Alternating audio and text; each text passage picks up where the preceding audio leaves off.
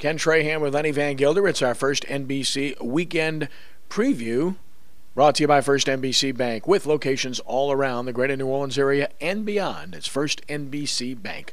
The Saints, Thursday night affair, the Atlanta Falcons. You know the story. Saints have dominated the Falcons, 11 of 13 wins, but this one sets up pretty good for Atlanta. At home, short week, Saints banged up, and the Falcons are motivated.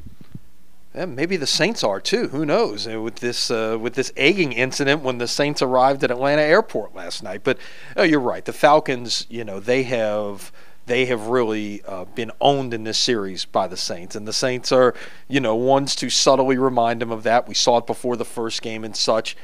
But I mean, let's face it. If the Falcons are going to be someone who's going to be taken for real as a Super Bowl contender, you got to be able to at least beat the people in your own division. So you would give the Falcons a slight advantage on paper. That said, with the Saints, nothing surprises you. I mean, I certainly wasn't surprised to see them snap the Falcons' unbeaten streak 18 days ago. I would not be surprised to see them win tonight. Tackle position, clearly a real concern for the Saints. And Zach Strief, who knows? Will Robinson, good luck. It's going to be tough, and the Saints will do what they can to adjust. And then Pete Carmichael, is he staying or is he going? I mean, he's staying. Maybe Aaron Cromer's going. That's the latest news this morning, is that if Carmichael hasn't been contacted, Aaron Cromer has, and he may interview for the Boston College job this weekend. Yeah. So, let's see. All the best to him. There's an old Miami of Ohio connection there. The new athletic director at BC is the former AD at Miami of Ohio. So let's see if that pans out. Yep, pretty interesting times where the Saints are concerned off the field, but then again, everything off the field has been pretty interesting for the Saints in the last calendar year. With regard to LSU, football games are over until the bowl game, and we'll find out about the bowl game after this weekend. Les Miles is staying after a flirtation. I guess that would be the right word with Arkansas. Yeah, exactly. I think that's pretty good. He at least listened. I guess there's anything wrong with listening, and hey, it probably got him this raise. It was going to supposedly come after the bowl game. Joe Oliva made a good point in the LSU release. Les Miles hasn't gotten a raise since he won a national championship in 2007. He's gotten contract extensions and such, but no raises since then. This is supposedly going to put him in the neighborhood of $4.25 to $4.5 million a year. Maybe not the 5.5 that Arkansas was offering, but if he wants to be in Baton Rouge, that's the deal that's on the table.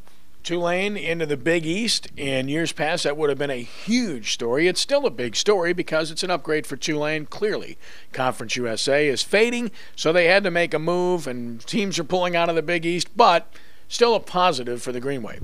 It is. I think so. I mean, if you take what's on the field in football, and it is a lot like Conference USA 10 years ago, with many of the same schools that Tulane competed against over the previous decade or 15 years to be accurate, now in the Big East or going to the Big East. You've got that aspect. But the other thing to consider in this is just the exposure on the East Coast that it will generate, where in a lot of cases that's where Tulane is getting their students, it's where their alumni live and things like that, and that's a very positive situation for Tulane going forward, not to mention the television exposure that will come with a league like that. And the Big East is getting ready to negotiate a new TV contract, so Tulane could certainly be a part of reaping some of the rewards of that. It's a different animal out there. The Big East is really the last conference that's going to be in a position to renegotiate a TV deal. Most of the other leagues are in place now. That those dollars can only mean positive things for Tulane. Hornets in the middle of a homestand. They won on the road against the Clippers. Very impressive. Came home and lost to Utah. Not as impressive. And in the middle of the homestand, Gail Benson says the new colors will be gold, red, and navy blue. And who knows what the name of the team will be. The current team, after the one good game, reverted back the other way. Ryan Anderson doesn't score and shoot well. They're in trouble. Austin Rivers had one good game but reverted back to the way he was.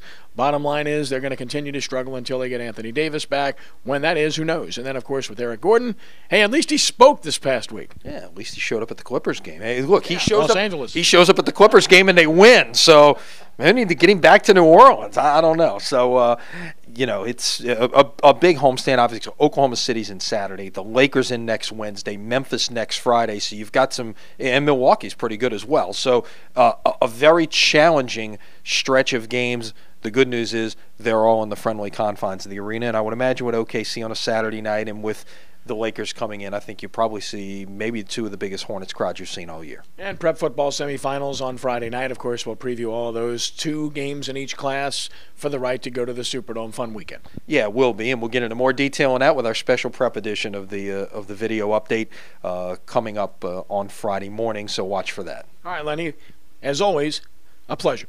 Always a pleasure. We'll see you Monday. All right, that's our First NBC weekend preview brought to you by First NBC Bank with locations throughout the greater New Orleans area and beyond. Have a great weekend. For Lenny, I'm Kenny. God bless.